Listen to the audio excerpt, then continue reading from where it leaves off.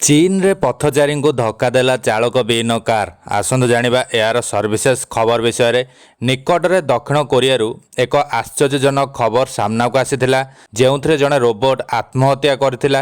ଅତ୍ୟଧିକ କାମ ଚାପ ଫଳରେ ରୋବୋଟ୍ ଆତ୍ମହତ୍ୟା କରିଥିବା କୁହାଯାଉଛି, କିନ୍ତୁ ଏହା ସତ ଯେ ମଣିଷ ଦିନକୁ ଦିନ ମେସିନ୍ ଉପରେ ଅତ୍ୟଧିକ ନିର୍ଭରଶୀଳ ହୋଇଗଲାଣି। ଏହାର ଆଉ ଏକ କୁଫଳ ଏବେ ଚୀନରେ ଦେଖିବାକୁ ମିଳିଛି। ଚୀନରେ ଏକ ଚାଳକ ବିହୀନ କାର୍ ଜଣେ ପଥଚାରୀକୁ ଧକ୍କା ଦେଇଛି।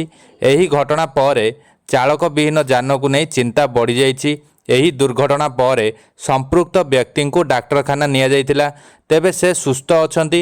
ତେବେ ଏହି ଘଟଣା ସମଗ୍ର ଚୀନରେ ଚର୍ଚ୍ଚାର ବିଷୟ ହୋଇଯାଇଛି। ତେବେ ଏହି ଘଟଣାର ଆଉ ଏକ ଦିଗ ସାମ୍ନାକୁ ଆସିଛି, ଯାହା ହେଉଛି ଚାଳକ ବିହୀନ କାର୍ଟି ଟ୍ରାଫିକ୍ ପୋଷ୍ଟରେ ଲାଲ ବତି ଜଳୁଥିବାରୁ ଛିଡ଼ା ହୋଇଥିଲା।